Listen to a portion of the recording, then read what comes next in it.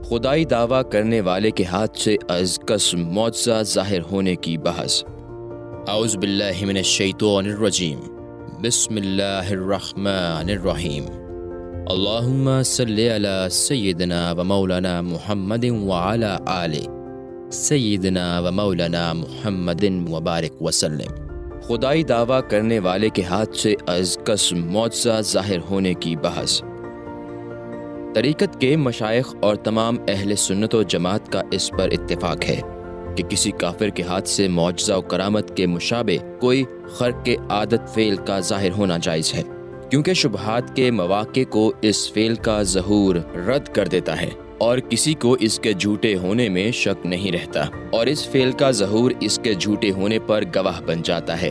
جس طرح کہ فرعون تھا کہ اس نے 400 سال عمر پائی لیکن اس دوران وہ کبھی بیمار تک نہ ہوا۔ اس کا حال یہ تھا کہ دریا کا پانی اس کی پشت کے عقب میں اونچا ہو جاتا، اور جب وہ کھڑا ہوتا تو پانی بھی ٹھہر جاتا، اور جب چلنے لگتا تو پانی بھی چلنے لگتا۔ لیکن ان تمام باتوں کے باوجود بھی کسی عقل مند کو اس کے دعوی خدائی کے جھوٹے ہونے میں شبہ نہ ہوا، کیونکہ عقل مند کا اتفاق ہے کہ اللہ تعالی مجسم و مرکب نہیں ہے۔ باغ ارم کے مالک شداد و نمرود کے بارے میں بھی اس قسم کی باتیں سنی جاتی ہیں، ان کو بھی اس پر قیاس کرنا چاہیے۔ اسی کے ہم معنی حضور اکرم صلی اللہ علیہ وسلم نے ہمیں خبر دی ہے کہ آخر زمانہ میں دجال نکلے گا جو خدائی کا دعویٰ کرے گا، اور 2 پہاڑ ایک داہنی جانب اور ایک بائیں جانب ساتھ لے کر چلے گا۔ داہنی جانب کے پہاڑ کو وہ جنت کہے گا اور بائیں جانب کے پہاڑ کو دوزخ۔ وہ لوگوں کو اپنی طرف بلائے گا، جو اس کی دعوت کو قبول نہ کرے گا وہ اسے سزا دے گا، اور وہ لوگوں کو اپنی گمراہی کے سبب ہلاک کرے گا، پھر انہیں زندہ کرے گا۔ سارے جہان میں اسی کا حکم چلے گا، اگر وہ اس سے بڑھ کر 100 گنا خرق کے عادات افعال ظاہر کرے تب بھی کسی عقل مند کو اس کے جھوٹے ہونے میں کوئی شبہ نہ ہوگا۔ ہر ذی شعور بخوبی جانتا ہے کہ خدا گدھے پر نہیں بیٹھا اور متغیر و مطلون نہیں ہوتا۔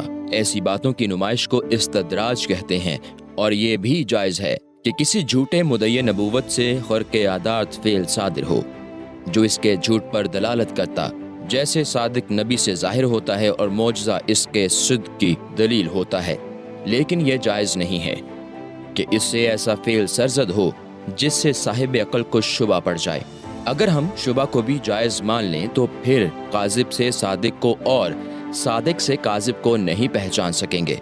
اس وقت طالب کو دشوار ہوگا کہ کس کی تصدیق کریں اور کس کی تکذیب۔ اس طرح حکم ثبوت بالکل باطل ہو جاتا ہے۔ جائز ہے کہ مدعی ولایت سے از قسم کرامت کوئی فعل ظاہر ہو، کیونکہ وہ دین میں تو درست ہے اگرچہ معاملات طریقت میں بہتر نہیں ہے۔ وہ ظہور و کرامت سے حضور اکرم صلی اللہ علیہ وسلم کی صداقت کا اثبات اور خود پر فضل حق کو ظاہر کرنا چاہتا ہے۔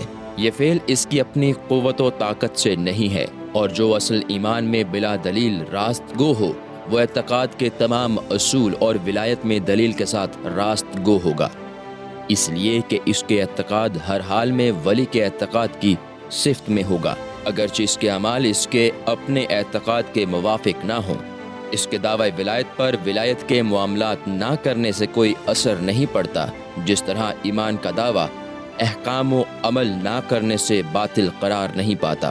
در حقیقت کرامت اور ولایت حق تعالیٰ کی عطا و بخشش سے متعلق ہے، نہ کہ بندے کے کسب و اختیار سے، لہٰذا بندے کا کسب و مجاہدہ در حقیقت ہدایت کے لیے علت نہیں ہوتا۔ اس سے قبل بتا چکا ہوں کہ اولیاء معصوم نہیں ہیں، کیونکہ عصمت نبوت کے لیے ہے، لیکن اولیاء آفتوں سے محفوظ ہیں، کیونکہ ان کے وجود سے نفی مقتضا ہو سکتی ہے، اور ولایت کا نفی میں آفت کا وجود ایمان کی نفی کا حکم رکھتی ہے۔ اس میں ارتداد از قسم معصیت نہیں ہے۔ یہ مذہب محمد بن علی حکیم ترمذی کا ہے، اور حضرت جنید، حضرت ابو الحسن نوری اور حضرت محاسبی رحمہ اللہ اور ان کے بکثرت محقق اتباع کا بھی یہی مسلک ہے۔ لیکن اہل معاملات جیسے حضرت سہل بن عبداللہ تستری، ابو سلیمان درانی اور ابو حمدون قصاب وغیرہ رحمہ اللہ کا مشرب ہے کہ ولایت کی شرط ہمیں طاقت پر قائم رہنے کی ہے۔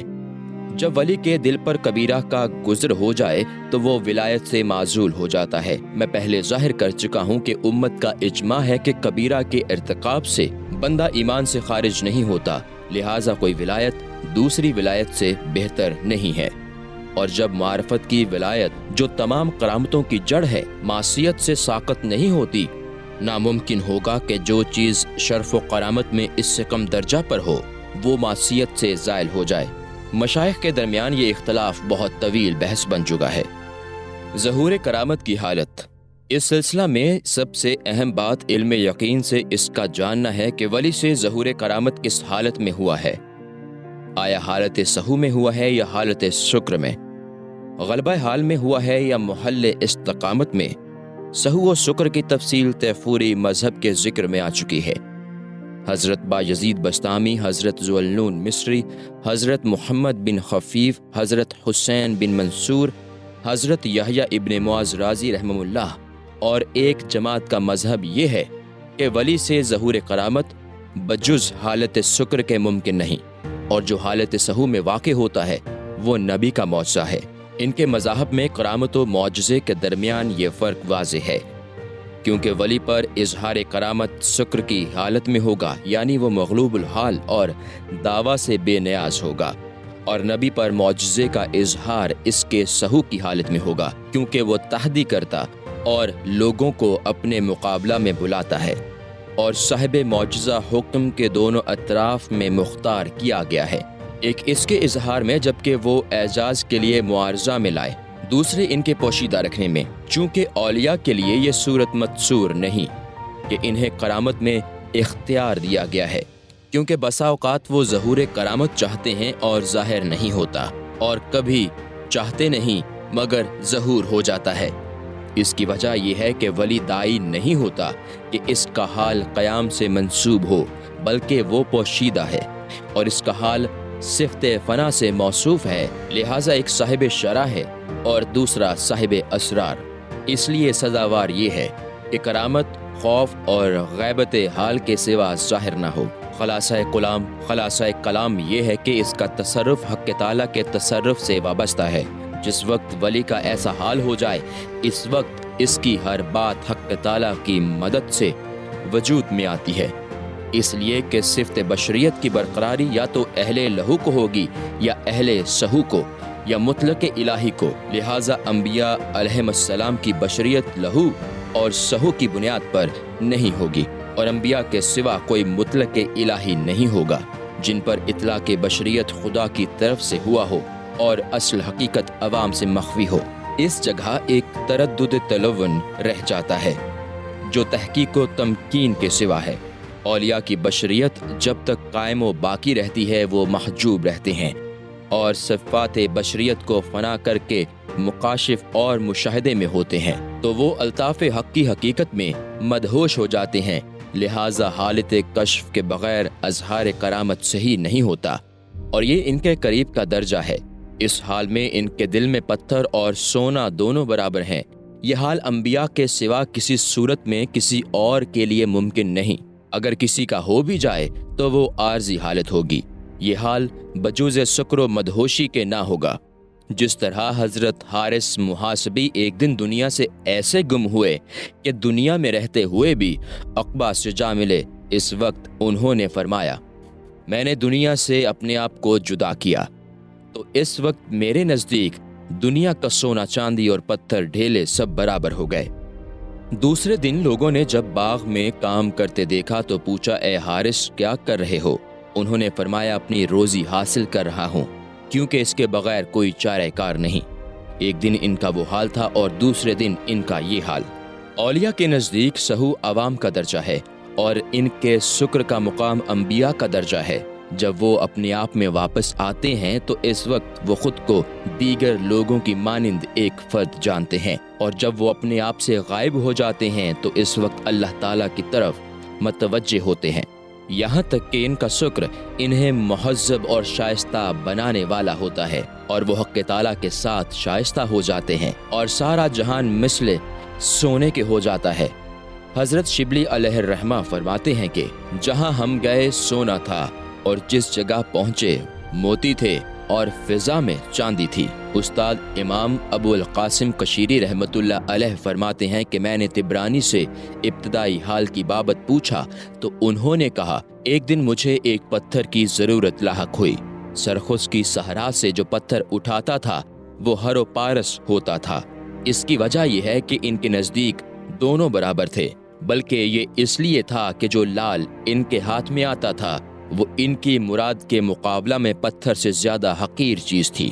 مجھ سے خواجہ امام خرامی نے سرخس میں فرمایا کہ میں بچہ تھا اور مایا قزر کے لیے شہتوت کے پتوں کی تلاش میں وہاں کے ایک محلہ میں پہنچا اور ایک درخت پر چڑھ کر ایک ٹہنی سے پتے جھاڑنے لگا۔ شیخ ابو الفضل بن حسن رحمۃ اللہ علیہ اس کوچہ سے گزرے، انہوں نے مجھے درخت پر چڑھا ہوا نہ دیکھا۔ مجھے اس میں کوئی شک نہیں، وہ اس وقت اپنے آپ سے غائب تھے اور ان کا دل خدا کے ساتھ خوش و خرم تھا۔ حضرت ابو الفضل رحمۃ اللہ علیہ نے اپنا سر اٹھا کر کہا، اے خدا، 1 سال سے زیادہ گزر گیا، تو نے مجھے ایک دمڑی تک نہ دی کہ میں سر کے بال ہی بنوا لیتا۔ دوستوں کے ساتھ ایسا کرتا ہے۔ وہ بیان کرتے ہیں کہ اسی وقت درخت کے تمام پتے، ٹہنیاں اور جڑیں سونے کی ہو گئیں۔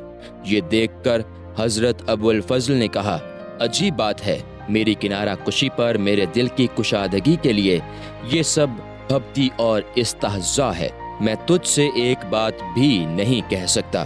حضرت شبلی علیہ الرحمہ کا واقعہ ہے کہ انہوں نے 4000 اشرفیاں دریائے دجلہ میں پھینک دیں۔ لوگوں نے کہا، یہ کیا کرتے ہو؟ انہوں نے فرمایا، پتھر پانی میں اچھے ہوتے ہیں۔ لوگوں نے کہا، اسے مخلوق خدا میں تقسیم کیوں نہ کر دیا؟ آپ نے فرمایا کہ سبحان اللہ، اپنے دل سے حجاب اٹھا کر مسلمان بھائیوں کے دلوں پر ڈال دو۔ میں خدا کو کیا جواب دوں گا؟ کیونکہ دین میں اس کی گنجائش کہاں ہے کہ مسلمان بھائیوں کو اپنے سے بدتر سمجھوں؟ یہ سب سکر و مدہوشی کے حالات ہیں، جیسا کہ پہلے بیان کر چکا ہوں۔ اس جگہ مقصود اس بات کرامت ہے۔ حضرت جنید بغدادی، ابو العباس سیاری، ابو بکر واسطی اور صاحب مذہب محمد بن علی حکیم ترمذی رحمہ اللہ کا مذہب یہ ہے کہ کرامت سہو و تمکین یعنی استقامت کی حالت میں بغیر شکر کے ظاہر ہوتی ہے، کیونکہ اولیاء اللہ حق تعالیٰ کی طرف سے مدبران عالم اور برگزیدہ حضرات ہیں۔ اللہ تعالیٰ نے جہان کا حاکم بنا کر دنیا کا حل و عقد و بسط و کشاد ان سے وابستہ کیا ہے اور انہی کے ارادوں پر جہاں کے لیے احکام منحصر فرمائے ہیں۔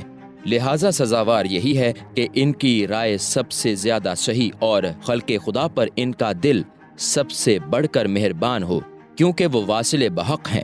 تلوین و شکر تو ان کا ابتدائی حال ہے۔ جب بلوغ حاصل ہو جاتا ہے تو تلوین و شکر تمکین و استقامت سے بدل جاتا ہے۔ اسی وقت وہ حقیقی ولی اور ان کی کرامت صحیح ہوتی ہے۔ اولیاء کے درمیان مشہور ہے کہ اوتاد کے لیے لازم ہے کہ وہ رات بھر میں سارے جہان کا گشت مکمل کر لیں، اور اگر کوئی جگہ ایسی رہ جائے جہاں ان کی نظر نہ پڑے تو دوسرے دن اس جگہ کوئی خلل واقع ہو جاتا ہے۔ اسی وقت وہ اوتاد اپنے غوث و قطب کی طرف رجوع ہوتے ہیں تاکہ وہ اپنی قوت اس طرف مبذول فرمائے۔ اللہ تعالیٰ اسی غوث و قطب کی برکت سے جہان کے اس خلل کو رد فرما دیتا ہے۔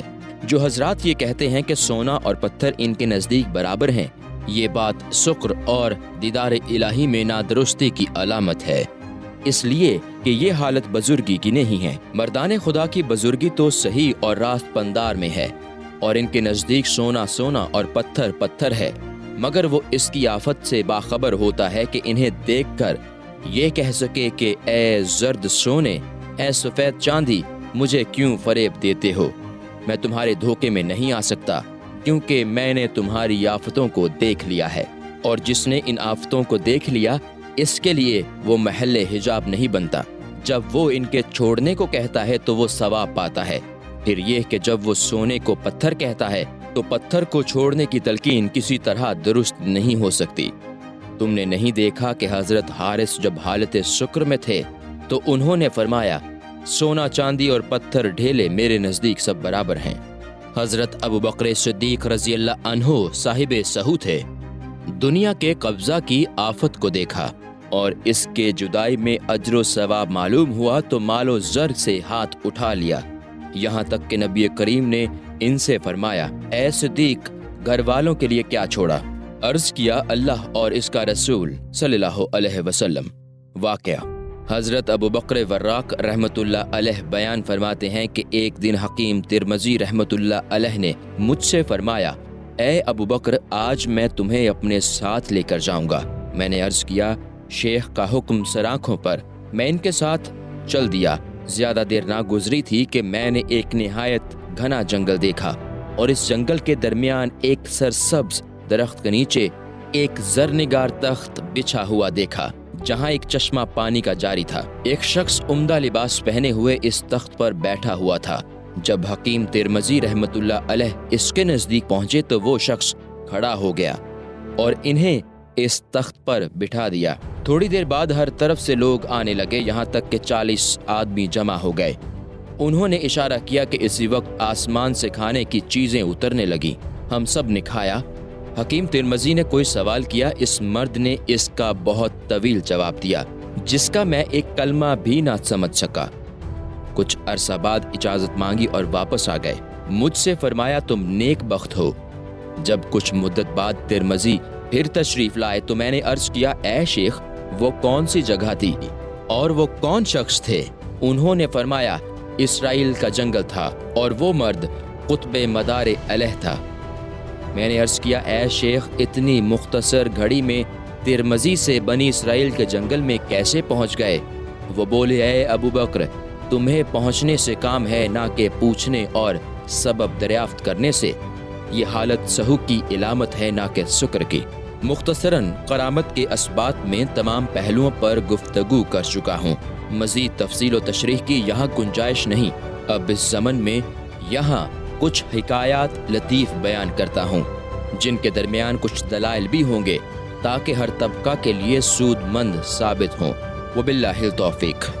کرامات اولیاء کے ثبوت میں دلائل نقلیہ۔ واضح رہنا چاہیے کہ جب کرامت کی صحت پر دلائل عقلیہ اور اس کے ثبوت میں براہین ساطعہ قائم ہو جائیں تو مناسب ہے کہ کچھ دلائل نقلیہ بھی بیان کر دیے جائیں۔ چنانچہ اہل اللہ کی کرامتیں اور ان سے حرق عادات افعال کے صدور ہونے کی صحت پر کتاب و سنت اور احادیث صحیحہ مروی ہیں۔ اس کا انکار تمام نصوصی احکام کا انکار ہے۔ اللہ تعالیٰ نے ہمیں قرآن میں خبر دی ہے کہ وَظَلَمْنَا عَلَيْكُمُ الْغَمَامَ وَأَنزَلْنَا عَلَيْكُمُ الْمَنَّ وَالسَّلْوَىٰ۔ البقرہ آیت 57۔ اور ہم نے تم پر بادلوں کا سایہ کیا اور ہم نے من و سلوہ اتارا جو ہر رات تازہ اترتا تھا۔ اگر کوئی منکر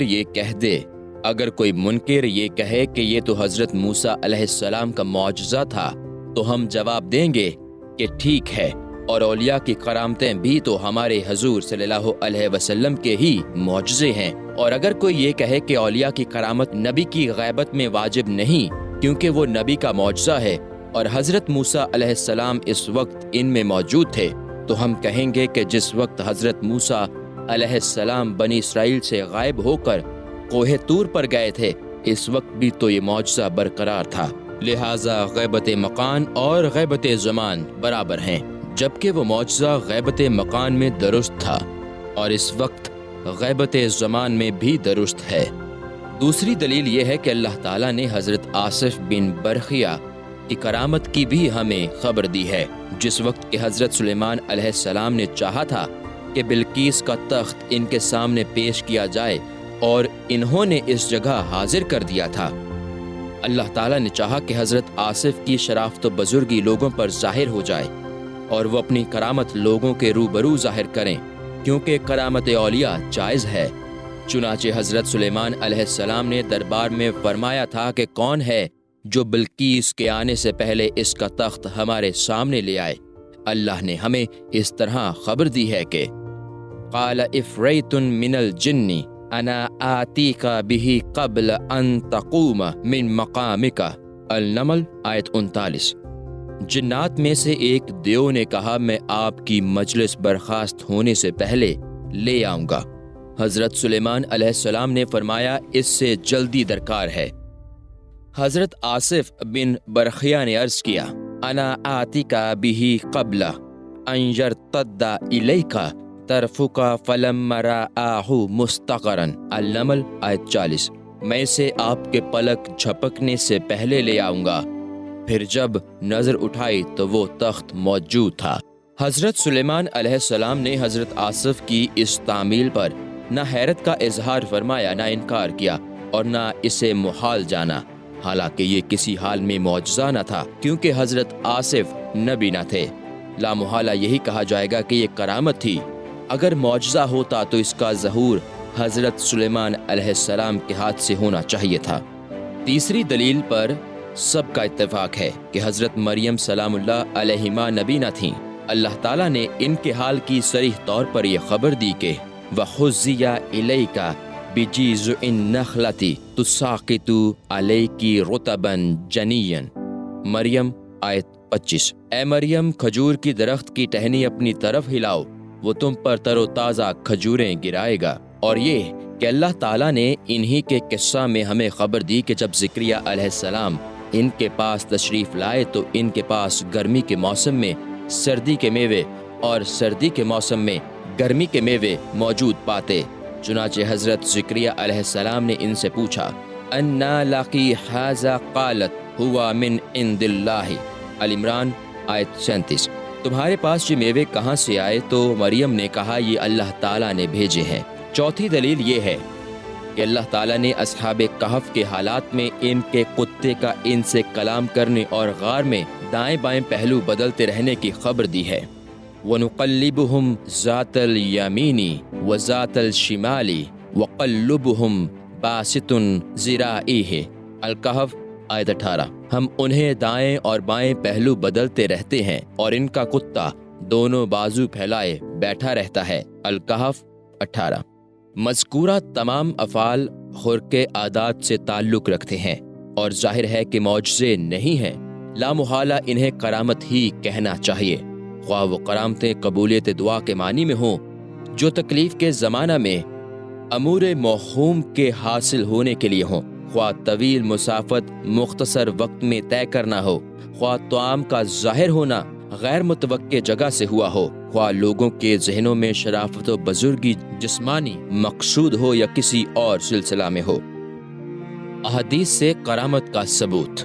نمبر 1، احادیث صحیحہ میں حدیث غار مشہور و معروف ہے، جس کی تفصیل یہ ہے کہ ایک روز صحابہ اکرام رضی اللہ عنہم نے حضور اکرم صلی اللہ علیہ وسلم سے عرض کیا، یا رسول اللہ، گزشتہ امتوں کے احوال میں سے کوئی عجیب چیز بیان فرمائیے۔ حضور صلی اللہ علیہ وسلم نے فرمایا، گزشتہ زمانوں میں 3 شخص کہیں جا رہے تھے، جب رات کا وقت آیا تو ایک غار میں چلے گئے، وہاں سو گئے۔ جب رات کا ایک پہر گزرا تو پہاڑ سے ایک بڑا پتھر لڑھکا اور غار کے منہ پر آ گرا، جس سے دہانہ بند ہو گیا۔ سب پریشان ہو کر کہنے لگے، اب یہیں سے ہماری خلاصی ممکن نہیں، جب تک کہ ہر ایک اپنے اپنے ان افعال کو یاد کر کے جو بغیر ریاکاری کے ہوں خدا کی بارگاہ میں توبہ نہ کرے۔ چنانچہ ایک نے کہا کہ میرے ماں باپ بوڑھے اور ضعیف تھے اور میرے پاس سوائے ایک بکری کے کوئی دنیاوی مال نہ تھا، میں بکری کا دودھ انہیں پلاتا تھا اور خود روزانہ لکڑیاں کاٹ کر لاتا اور انہیں فروخت کر کے اپنا اور ان کا کھانا تیار کرتا۔ اتفاق سے ایک رات دیر سے آیا اور وہ بغیر دودھ پیے اور کھانا کھائے سو گئے۔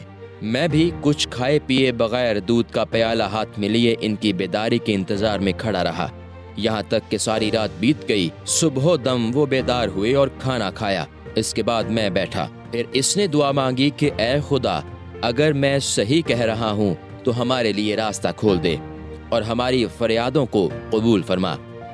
حضور اکرم صلی اللہ علیہ وسلم فرماتے ہیں کہ اس وقت اس پتھر نے جنبش کی اور تھوڑا سا دہانہ سے سرک گیا۔ اس کے بعد دوسرے نے کہا، میرے چچا کی ایک خوبصورت لڑکی تھی، میں اس پر فریفتہ تھا، میں اسے بلاتا تھا مگر وہ منظور نہ کرتی تھی، یہاں تک کہ میں نے ایک دن بہانے سے 2000 اشرفیاں بھیجیں تاکہ ایک رات میرے پاس گزارے۔ جب وہ میرے پاس آئی تو میرا دل خوف خدا سے کانپ اٹھا اور میں نے اسے چھوڑ دیا اور اشرفیاں بھی اس کے پاس رہنے دیں۔ اس کے بعد اس نے دعا مانگی کہ اے خدا، اگر میں سچ کہہ رہا ہوں تو ہمارے لیے راستہ کھول دے۔ رسول اللہ صلی اللہ علیہ وسلم فرماتے ہیں کہ پتھر نے جنبش کی اور وہ دہانہ سے کچھ اور ہٹ گیا، لیکن ابھی اتنا راستہ نہ ہوا تھا کہ اس سے گزر سکیں۔ پھر تیسرے شخص نے کہنا شروع کر دیا کہ میرے پاس کچھ مزدور کام کرتے تھے۔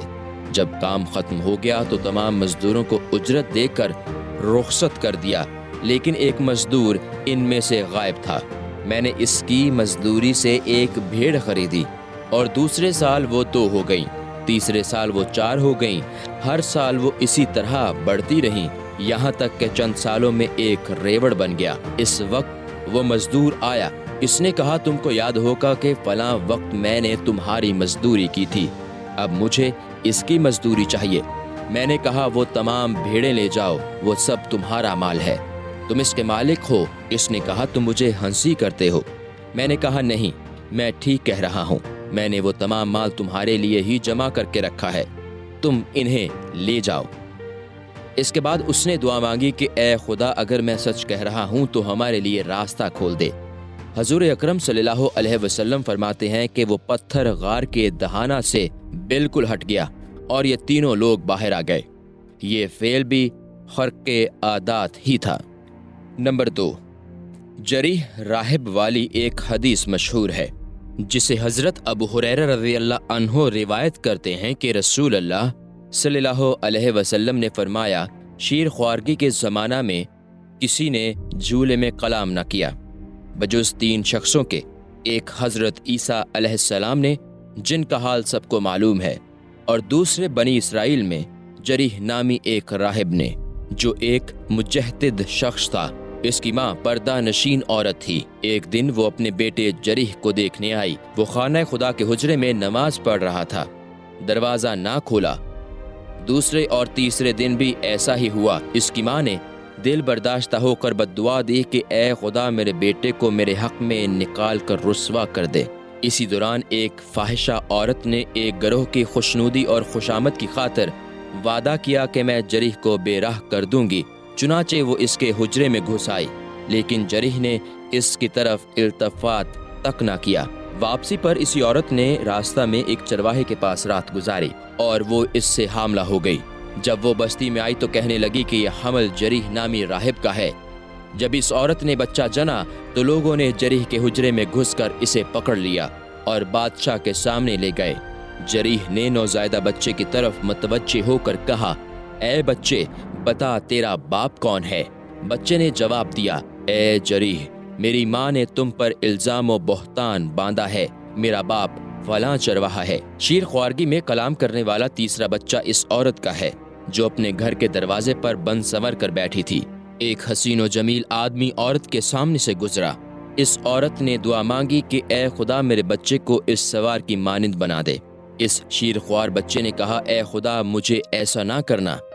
کچھ دیر بعد ایک بدنام عورت گزری۔ بچے کی ماں نے کہا، اے خدا، میرے بچے کو اس جیسا نہ بنانا۔ اسی وقت بچہ نے کہا، اے خدا، مجھے اس عورت جیسا کر دے۔ بچے کی ماں نے متعجب ہو کر پوچھا، ایسا کیوں کہتا ہے؟ بچے نے جواب دیا، وہ سوار متکبر اور ظالم ہے اور یہ عورت اصلاح پسند ہے، لیکن لوگ اسے برا کہتے ہیں حالانکہ وہ اسے پہچانتے نہیں۔ میں نہیں چاہتا کہ میں ظالموں اور متکبروں میں سے ہوں، میں چاہتا ہوں کہ اصلاح کرنے والا بنوں۔ نمبر 3، ایک اور حدیث امیر المومنین حضرت عمر بن الخطاب رضی اللہ عنہ کی باندی زائدہ کی مشہور ہے۔ ایک دن زائدہ حضور اکرم صلی اللہ علیہ وسلم کی بارگاہ میں آئی۔ اس نے سلام عرض کیا تو حضور صلی اللہ علیہ وسلم نے فرمایا، زائدہ اتنے دنوں کے بعد کیوں آئی ہے؟ حالانکہ تو فرما بردار ہے اور میں تجھے پسند بھی کرتا ہوں۔ اس نے عرض کیا، یا رسول اللہ، میں ایک عجیب بات عرض کرنے کے لیے حاضر ہوئی ہوں۔ فرمایا، وہ کیا بات ہے؟ اس نے کہا، صبح کے وقت میں لکڑیاں تلاش کرنے نکلی اور ایک گٹھڑ باندھ کر پتھر پر رکھا تاکہ اسے میں اٹھا کر سر پر رکھوں۔ اتنے میں ایک سوار کو آسمان سے زمین پر اترتے دیکھا۔ اس نے مجھے پہلے سلام کیا اور پھر کہا کہ حضور اکرم صلی اللہ علیہ وسلم سے میرا سلام عرض کرنا اور کہنا کہ خازن جنت رضوان نے سلام پیش کیا ہے اور آپ کو بشارت دی ہے کہ جنت کو آپ کی کرامت کے لیے 3 حصوں میں تقسیم کیا گیا ہے۔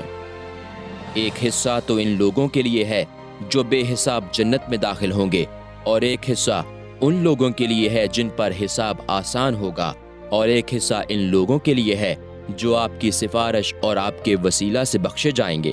یہ کہہ کر وہ سوار آسمان پر چڑھنے لگا۔ پھر زمین و آسمان کے درمیان میری طرف رخ کر کے اس نے دیکھا میں لکڑی کا گٹھا سر پر اٹھا کر رکھنا چاہتی تھی، لیکن وہ مجھ سے اٹھایا نہیں جا رہا تھا۔ اس سوار نے کہا، اے زائدہ، اسے پتھر پر ہی رہنے دو۔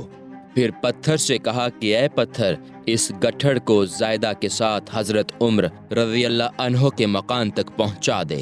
اس پتھر نے ایسا ہی کیا اور وہ پتھر گھر تک پہنچا گیا۔ نبی اکرم صلی اللہ علیہ وسلم اٹھے اور اپنے صحابہ کے ساتھ حضرت عمر رضی اللہ عنہ کے گھر تشریف لائے اور پتھر کے آنے اور جانے کا نشان ملاحظہ فرمایا۔ پھر حضور صلی اللہ علیہ وسلم نے فرمایا، الحمدللہ، خدا نے مجھے دنیا سے اس حال میں رخصت فرمایا ہے کہ رضوان کے ذریعہ میری امت کی بشارت مرحمت فرمائی، اور میری امت میں سے ایک عورت جس کا نام زائدہ ہے، اسے مریم سلام اللہ علیہما کے درجہ پر فائز کیا ہے۔ نمبر 4، مشہور واقعہ ہے کہ حضور اکرم صلی اللہ علیہ وسلم نے حضرت علا بن حضری رضی اللہ عنہ کی سرکردگی میں ایک لشکر روانہ فرمایا۔ سفر کے دوران ایک نہر پڑی، لشکریوں نے اس میں قدم ڈال دیے، سب گزر گئے اور کسی کا پاؤں تک نہ بھیگا۔